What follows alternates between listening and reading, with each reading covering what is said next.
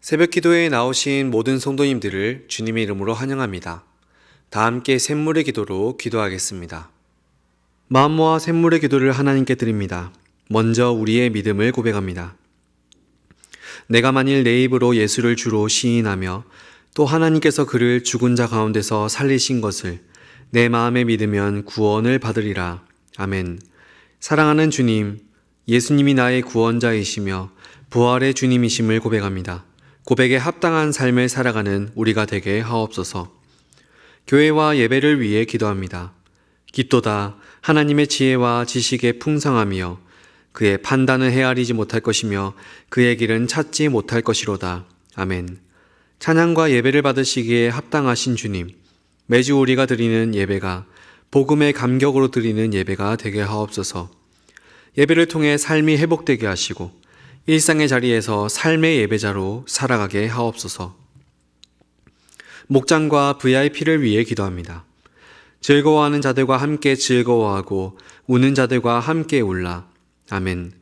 우리에게 목장을 선물해 주신 주님, 목장 안에서 진정한 성도의 교제가 이루어지게 하옵소서. 기쁜 일이 있을 때 함께 기뻐하는 목장, 슬픈 일이 있을 때 함께 울어줄 수 있는 목장이 되게 하옵소서. 한 목장 한 영혼 세례 주기를 통하여 사람을 남기는 목장이 되게 하옵소서. 다음 세대와 청년들을 위해 기도합니다. 자기 아들을 아끼지 아니하시고 우리 모든 사람을 위하여 내주신 이가 어찌 그 아들과 함께 모든 것을 우리에게 주시지 아니하겠느냐. 아멘. 자기 아들까지 내주신 하나님, 우리 자녀들이 이 놀라운 하나님의 사랑을 알게 하시고 입시 가운데 하나님의 선한 인도하심을 경험하게 하옵소서. 하나님의 사랑 안에서 세상을 이기는 청년들이 되게 하옵소서. 나라와 선교를 위해 기도합니다. 또 모든 열방들아 주를 찬양하며 모든 백성들아 그를 찬송하라 하였으며 아멘. 열방을 통치하시는 하나님, 대한민국이 하나님의 다스림을 받는 나라가 되게 하옵소서. 위정자들이 하나님을 두려워하게 하시고 겸손히 국민을 섬기게 하옵소서. 선교사님들의 수고와 헌신을 통해 복음의 열매가 아름답게 맺히게 하옵소서. 우리 삶의 이유와 목적이 되시는 예수님의 이름으로 기도드립니다. 아멘. 오늘 하나님께서 우리에게 주시는 말씀은 로마서 7장 7절로 13절 말씀입니다. 그런즉 우리가 무슨 말을 하리요? 율법이 죄냐? 그럴 수 없느니라. 율법으로 말미암지 않고는 내가 죄를 알지 못하였으니 곧 율법이 탐내지 말라 하지 아니하였더라면 내가 탐심을 알지 못하였으리라. 그러나 죄가 기회를 타서 계명으로 말미암아 내 속에서 온갖 탐심을 이루었나니 이는 율법이 없으면 죄가 죽은 것임이라. 전에 율법을 깨닫지 못했을 때에는 내가 살았더니 계명이 이름에 죄는 살아나고 나는 죽었도다. 생명에 이르게 할 그 계명이 내게 대하여 도리어 사망에 이르게 하는 것이 되었도다. 죄가 기회를 타서 계명으로 말미암아 나를 속이고 그것으로 나를 죽였는지라. 이로 보건대 율법은 거룩하고 계명도 거룩하고 의로우며 선하도다. 그런즉 선한 것이 내게 사망이 되었느냐? 그럴 수 없느니라. 오직 죄가 죄로 드러나기 위하여 선한 그것으로 말미암아 나를 죽게 만들었으니 이는 계명으로 말미암아 죄로 심히 죄되게 하려 함이라. 아멘. 오늘의 말씀은 율법의 거울 그리스도의 은혜입니다. 사랑하는 성도 여러분, 혹시 이런 경험이 있으십니까? 하나님의 말씀을 읽고 기도하며 신앙생활을 열심히 합니다. 그런데 오히려 더 힘들어지는 경험 해보셨습니까? 성경을 읽으면 읽을수록 나는 이것도 못 지켰네, 저것도 못하고 있네 하면서 죄책감이 커져가는 거죠. 신앙생활을 열심히 하지 않을 때에는 마냥 편했는데 하나님의 말씀을 알아가면 알아갈수록 오히려 답답함을 느끼게 되는 경험은 우리 모두에게 또한 신앙생활의 연차가 쌓여가면 쌓여갈수록 더 자주 찾아올 수 있습니다. 오늘 본문에서 사도 바울도 똑같은 고민을 합니다. 왜 율법을 알면 알수록 더 괴로워질까? 여러분, 왜 그럴까요? 오늘은 율법을 알면 알수록 왜 더 힘들어지는가라는 질문을 가지고서 함께 본문을 살펴보고 우리가 바라보아야 할 소망이 무엇인지를 깨달아 나가도록 하겠습니다. 첫째로 율법을 알면 알수록 왜 더 힘들어지는가? 율법이 나의 죄를 보여주기 때문입니다. 율법이 나의 추악한 죄를 다 보여주기 때문입니다. 여러분, 바울은 7절에서 질문을 던집니다. 율법이 죄냐? 지난 시간까지 바울은 율법이 우리를 얼매고 율법 아래서는 사망의 열매를 맺는다고 했습니다. 그래서 혹시 율법 자체가 나쁜 것이냐고 묻고 있는 겁니다. 여기서 바울이 주는 대답은 명확합니다. 오히려 율법이 아니었다면 우리는 죄를 몰랐을 것이다. 내가 그러했다. 그러므로 율법은 나쁘지 않다라고 답하죠. 그러면서 바울은 구체적인 예를 듭니다. 10계명 중에서 마지막 계명, 곧 율법이 탐내지 말라 아니하였더라면 자신이 탐심을 품고 살아가는지조차 알지 못했을 것이다 라고 말하죠. 오히려 나는 살인도 안 했고 간음도 안 했고 도둑질도 안 했으니까 괜찮아. 이 정도면 꽤나 잘 살고 있어 라는 함정에 빠졌을지도 몰랐다라고 말하는 겁니다. 그런데 탐내지 말라는 계명을 읽는 순간 깨닫게 되는 겁니다. 아, 나는 매일 탐심으로 내가 갖지 못한 것만 바라보며 다른 사람의 것을 탐하는 죄인이구나 라고 말이죠. 여러분, 여기서 율법이 어떤 기능을 하는 것입니까? 거울입니다. 거울이 우리의 모습 있는 그대로를 비춰주듯이 율법, 곧 의로우신 하나님의 말씀은 완전한 거울로서 우리를 비춰주는 겁니다. 그리고 그 율법의 거울 앞에 서는 순간 나의 더러운 모습, 죄로 가득 찬 추악한 마음이 적나라하게 드러나게 되는 것이죠. 그래서 율법을 알면 알수록 힘들어지는 것입니다. 내 죄가, 나의 죄가 날 것 그대로 보여지기 때문에 한숨을 낳게 만드는 것이죠. 그러므로 여러분 기억하십시오. 율법은 나의 죄를, 우리에게 죄를 깨닫게 만듭니다. 계속 생각해 보겠습니다. 둘째로 율법을 알면 알수록 왜 더 힘들어지는가? 율법이 죄를 더 자극하기 때문입니다. 율법이 죄를 더 자극하기 때문입니다. 여러분, 여기서 끝이 아닙니다. 율법은 단순히 죄를 보여주는 데서 끝나는 게 아닙니다. 8절을 이어서 보십시오. 그러나 죄가 기회를 타서 계명으로 말미암아 내 속에서 온갖 탐심을 이루었나니. 여러분, 이게 무슨 말씀입니까? 율법이 오히려 죄를 더 자극한다라고 말하는 겁니다. 죄를 더 강하게 만든다는 것이죠. 여러분, 이런 경험 있으십니까? 부모님께서 어릴 적 거기 가지마 하는 순간 어떻게 됩니까? 가기 전에는 별로 관심이 없었는데 가지마 하는 순간 거기가 궁금해지고 가고 싶어지는 것. 그거 만지지마 하면 어떻습니까? 만지기 전에는 별로였는데 명령을 듣는 순간 더 만지고 싶어지는 겁니다. 여러분, 이게 무슨 말입니까? 금지의 역설입니다. 하지 말라고 하면 오히려 더 하고 싶어지는 것이죠. 바울이 여기서 말하는 게 바로 이것입니다.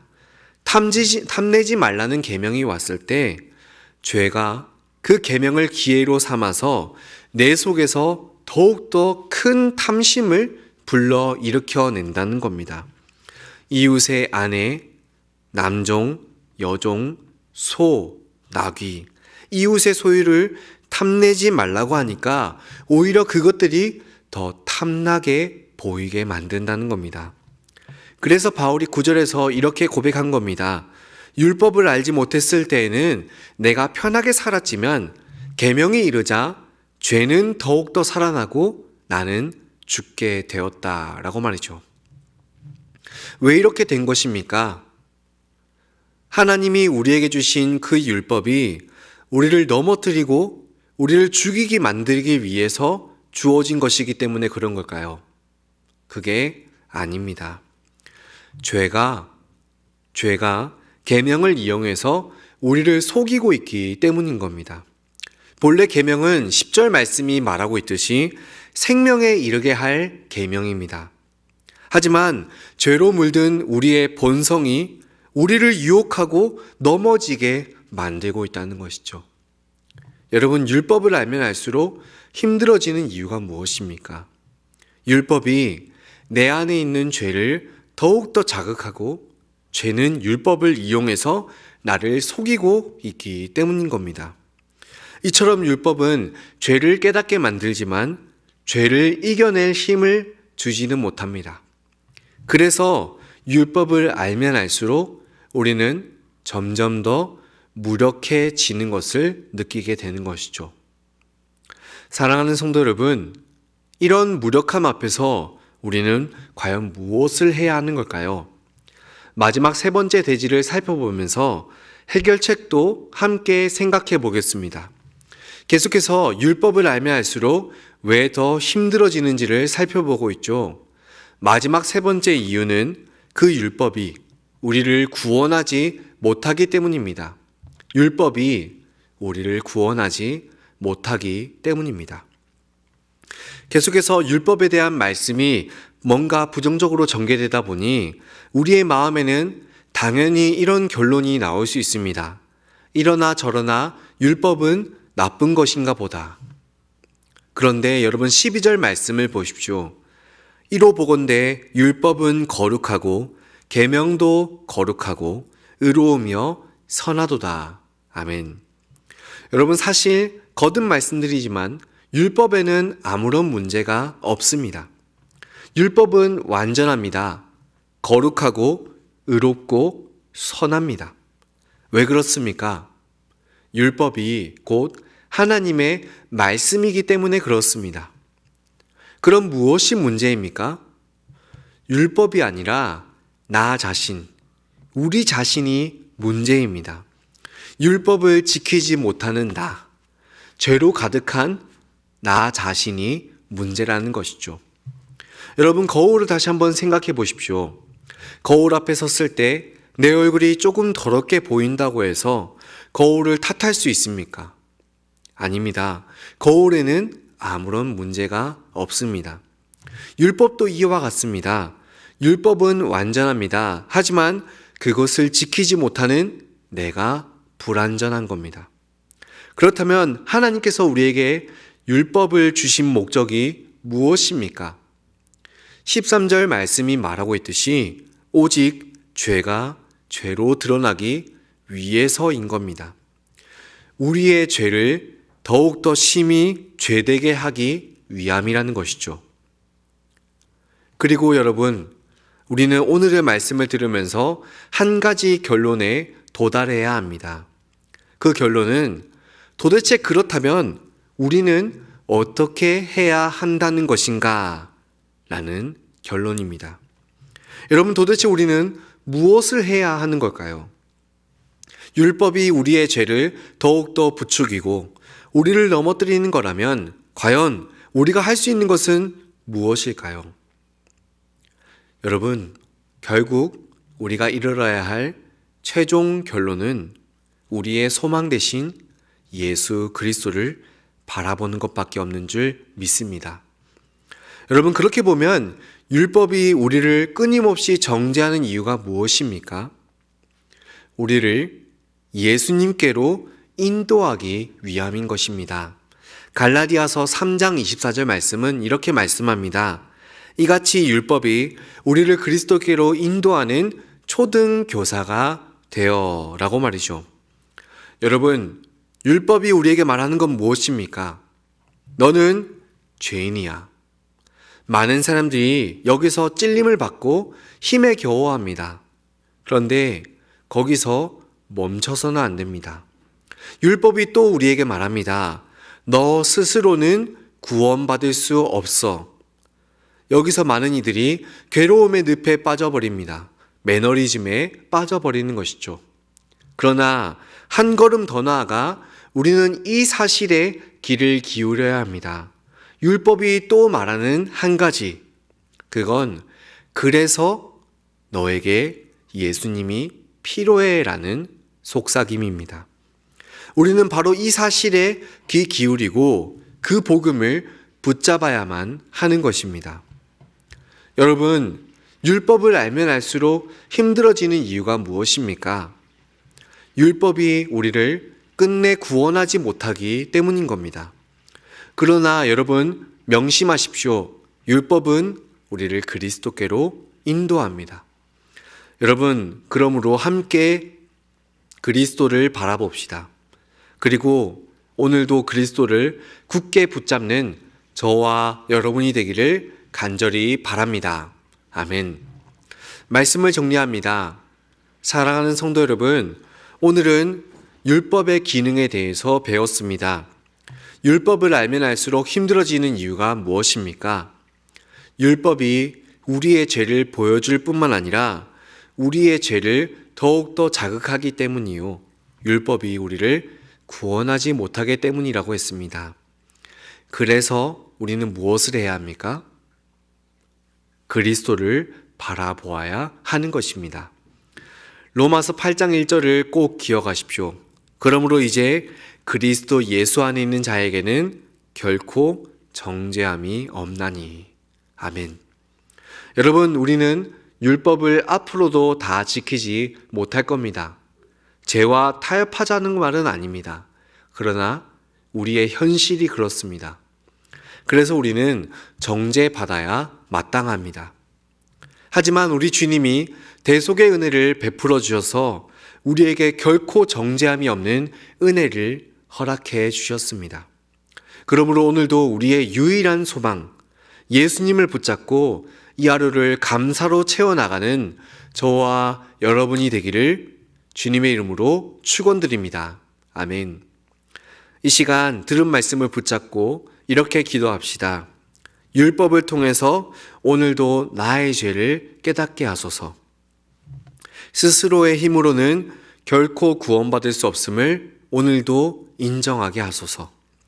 오직 예수 그리스도만을 붙잡게 하소서. 추가로 내일 있을 VIP 집회를 통해서 복음이 주는 위로와 기쁨이 무엇인지를 깊이 알아가는 시간이 되게 하시고, 동시에 VIP를 더욱더 품고 나아가는 우리가 되게 해달라고 간구합시다. 이것을 위해 기도하신 후 개인의 기도 제목으로 함께 기도하겠습니다. 기도합시다.